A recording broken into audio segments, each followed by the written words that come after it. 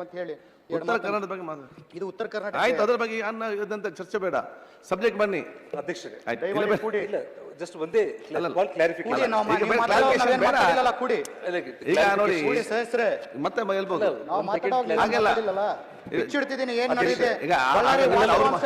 ಅವ್ರಿಗೆ ಮಾತಾಡ್ಲಿಕ್ಕೆ ಅವಕಾಶ ಮಾಡಿ ಕೊಡ್ಲಿಲ್ಲ.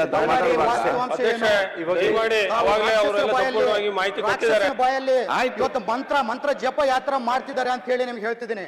13 ವರ್ಷದಿಂದ ಬಳ್ಳಾರಿ ಅಭಿವೃದ್ಧಿ ಆಗ್ಲಿಲ್ಲ ಅಂತಂದ್ರಲ್ಲ, ಆಯ್ತು, ಅವ್ರೇನಿಲ್ಲ ಇಂಡಸ್ಟ್ರಿ ಮಾಡಲಿ ಜಾಗ ಈಗ ಬಂದು ಬಳ್ಳಾರಿ ನೋಡಿ ಚರ್ಚೆ ಮಾಡೋವಾಗ ನೀವ್ ಯಾಕೆ ಮಾತಾಡ್ತೀರಿ?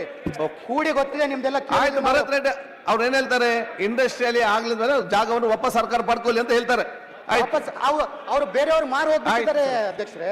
ಗ್ರಾಮೀಣ ಇಂಡಸ್ಟ್ರಿ ಅಂತ ಯಾರು ವಿಚಾರ ಹೇಳಿ, ಬೇರೆಯವರಿಗೆ ಚರ್ಚೆ ಬೇಡ, ರೋಡ್ಗೆ ಹಾಕಿದ್ದಾರೆ. ವಿಶ್ವನ್ ಮಂಡನೆ ಮಾಡಿ ಚರ್ಚೆ ಮಾಡಬೇಡಿ. ಯೋಗ್ಯತೆ ಇಲ್ಲ ಅಂತ ಹೇಳ್ತೀನಿ. ಇನ್ನೊಂದು ಅಧ್ಯಕ್ಷರೇ, ಏರ್ಪೋರ್ಟ್ ಸುತ್ತಮುತ್ತಲ ಭಾಗದಲ್ಲಿ ನನಗೆ ಸಂಬಂಧಪಟ್ಟ ಅಥವಾ ನಮ್ಮ ಕುಟುಂಬಕ್ಕೆ ಸಂಬಂಧಪಟ್ಟ ಒಂದು ಇಂಚು ಲ್ಯಾಂಡ್ ಏನಾದರೂ ಇದ್ರು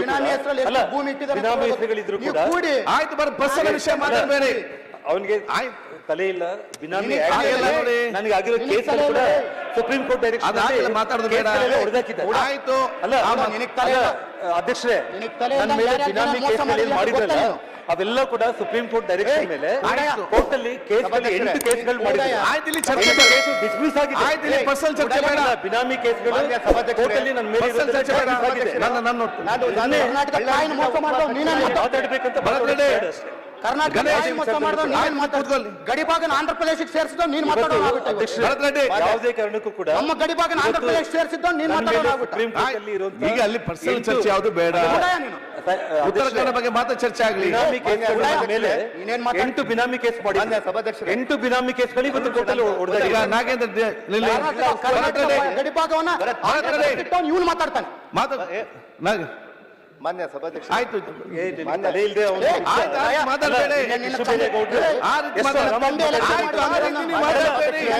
ನಾಗೇಂದ್ರ ಇಲ್ಲಿ ಕೂತ್ಕೊಳ್ಳಿ. ಈಗ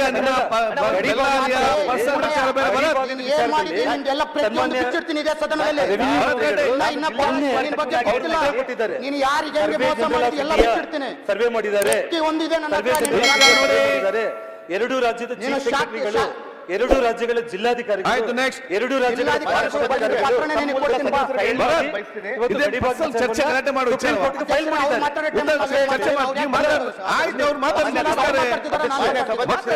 ಅವರಿಗೆ ಕೂಡ ಅವಕಾಶ ಮಾಡಿಕೊಡ್ಲಿಲ್ಲ. ಒಂದೇ ಒಂದು ನಿಮಿಷ ನೀವು ಅವಕಾಶ ದಯಮಾಡಿ. ಒಂದೇ ನಿಮಿಷ ಅಧ್ಯಕ್ಷರೇ, ಇವತ್ತು ನನ್ನ ಮೇಲೆ ಅಲಿಗೇಷನ್ ಅಧ್ಯಕ್ಷರೇ ಆ ವಿಚಾರದಲ್ಲಿ ಕರ್ನಾಟಕ ರಾಜ್ಯ ಆಂಧ್ರ ಗವರ್ಮೆಂಟ್ ಆಫ್ ಇಂಡಿಯಾ ಮೂವರು ಸೇರಿ surveyor of India supreme court appointment ಮಾಡಿ ಸರ್ವೆ ಮಾಡಿ ಬೌಂಡ್ರೀಸ್ ಮಾಡಿದ್ದಾರೆ. ಹಾಗಾಗಿ ಸುಪ್ರೀಂ ಕೋರ್ಟ್ ಹಂತದಲ್ಲಿ ರಾಜ್ಯ ಸರ್ಕಾರನೇ ಫೈನ್ ಹಾಕಿದ್ದಾರೆ. ಸದಸ್ಯರು, ನಾನು ಒಂದು ನಿಮಿಷ ಹೇಳ್ತೀನಿ. ನಾನು ಜಿಲ್ಲಾ ಉಸ್ತುವಾರಿ ನೀವು ಕೂತ್ಕೊಳ್ಳಿಯಪ್ಪ. ಅಧ್ಯಕ್ಷರೇ, ಅವ್ರು ಮಾತಾಡೋ ಟೈಮಲ್ಲಿ ನಮ್ಗೆ ಅವಕಾಶ ಭರತ್, ಮಾನ್ಯ ಸಭಾಧ್ಯಕ್ಷರೇ, ನೇಮಿರಾಜ್ ಎಲ್ಲ ನೀವು ಬುದ್ಧಿ ಹೇಳುವವರು ಇದ್ದೀರಿ, ಸ್ವಲ್ಪ ಕೇಳಿ. ನೀವು ಕೂತ್ಕೊಳ್ಳಿ. ಆಯ್ತು, ಸದನವೇ ನಡೆಸಿದ್ರು, ಕೂತ್ಕೊಳ್ಳಿ. ಈಗ ಕೂತ್ಕೊಳ್ಳಿ. ಈಗ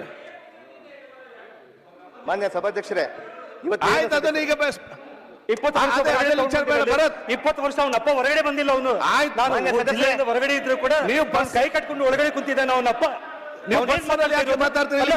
ಕೂಡ ಅಧ್ಯಕ್ಷ ನೀವು ಕಂಟ್ರೋಲ್ ಮಾಡಬೇಕು.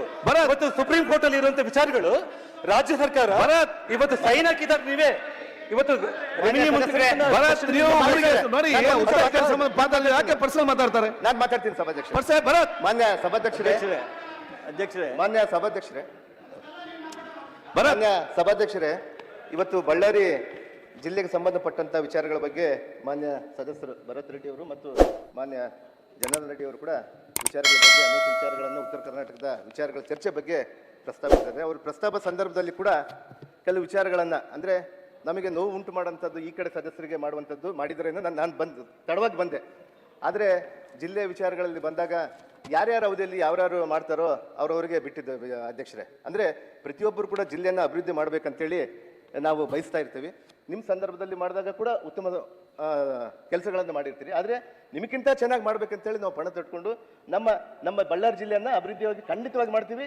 ತಮಗೆ ಜಿಲ್ಲೆ ಮೇಲೆ ಇರುವಂತ ಕಾಳಜಿಗೆ ನಾವು ನಿಜವಾಗ್ಲೂ ಸ್ವಾಗತ ಮಾಡ್ತೀವಿ. ಆಯ್ತು, ಆದ್ರೆ ಬೇಗ. ಒಂದು ಸಭಾಧ್ಯಕ್ಷರೇ, ಈ ವಿಚಾರದಲ್ಲಿ ಬಂದಾಗ ಪಕ್ಷಗಳ ಬಗ್ಗೆ ಬಂದ್ಬಿಡ್ತೇವೆ ಅಧ್ಯಕ್ಷರೇ. ಇವತ್ತು ಭರತ್ ರೆಡ್ಡಿ ಅವರು ಒಂದು ನಿನ್ನೆ ಪ್ರಸ್ತಾಪ ವಿಚಾರವನ್ನ ಒಂದು ಮಾಡಿದ್ರು ಮಾನ್ಯ ಕಂದಾಯ ಸಚಿವರ ಜೊತೆಗೆ. ನನಗೂ ಕೂಡ ಅಲ್ಲಿರುವಂತ ಕೆಲವು ವ್ಯಕ್ತಿಗಳು ಬಂದು ನನಗೆ ಮನವಿ ಕೊಟ್ಟು ಹೋಗಿದ್ರು, ಸದಸ್ಯರೇ ತಮ್ಮ ಗಡಿಭಾಗದ ಯಾವ ರೀತಿ ನಡೆದಿದೆ ಅಂತ ಹೇಳಿ. ಅಂದ್ರೆ ಕೋರ್ಟ್ ಅಲ್ಲಿ ಇರೋ ಕಾರಣಕ್ಕೆ ನಾವ್ ಏನು ಮಾಡಕ್ ಬರಲ್ಲ ಅಂತ ಹೇಳಿ ಕಂದಾಯ ಸಚಿವರು ಕೂಡ ಅದನ್ನ ವಿಚಾರ ತಿಳಿಸಿದ್ವಿ. ಅದನ್ನ ಖಂಡಿತವಾಗಿ ಕೂಡ ಯಾವ ರೀತಿ ತಪ್ಪುಗಳು ನಡೆದಿದ್ರು 100ಕ್ಕೆ 100ರಷ್ಟು ನಮ್ಮ ಸರ್ಕಾರ ಬದ್ಧವಾಗಿದೆ. ಅದೇನಾದ್ರೂ ತಪ್ಪು ನಡೆದಿದ್ರೆ ಅಲ್ಲಿ ಶಿಕ್ಷೆ ಕೂಡ ಒಳಪಡ್ತಾರಂತ ವಿಚಾರವನ್ನು ಕೂಡ ನಾನು ಉಸ್ತುವಾರಿ ಸಚಿವನಾಗಿ ಕೂಡ ನಮಗೆ ತಿಳಿಸ್ತಾ ಇದ್ದೀನಿ ಅಧ್ಯಕ್ಷರೇ. ಆದ್ರೆ ಇಲ್ಲಿ ವ್ಯಕ್ತಿತ್ವಗಳ ಬಗ್ಗೆ ಬಂದಾಗ ಯಾರು ಕೂಡ ಮಾತಾಡಬಾರ್ದು ಅನ್ನೋ ಸಲಹೆ ತಾವು ಕೊಡ್ಬೇಕಂತ ಹೇಳಿ ಉತ್ತರ ಕನ್ನಡ ಚರ್ಚೆಲ್ಲ ಒಗ್ಗಟ್ಟಿಂದ ಮಾಡಿ. ಇಲ್ಲಿ ಪರಸ್ಪರ ವೈಯಕ್ತಿಕ ಮತ್ತು ಇನ್ನಿತರ ಚರ್ಚೆ ಬೇಡ. ಅಲ್ಲಿ 100 ಎಕರೆ ಜಾಗ ಇದೆ ಹೊರಗಡೆ ಬೇಕಾದ್ರೆ ಮಾತಾಡ್ಲಿಕ್ಕೆ. ಇಲ್ಲಿ ನೀವು ಉತ್ತರ ಕನ್ನಡ ಸಂಬಂಧಪಟ್ಟ ನೀವೇನು ಚರ್ಚೆ ಮಾಡಬೇಕು ಸಕಾಲ ಮಾತಾಡಿ. ಬಗ್ಗೆ ಮಾತಾಡ್ತಿದ್ದೆ.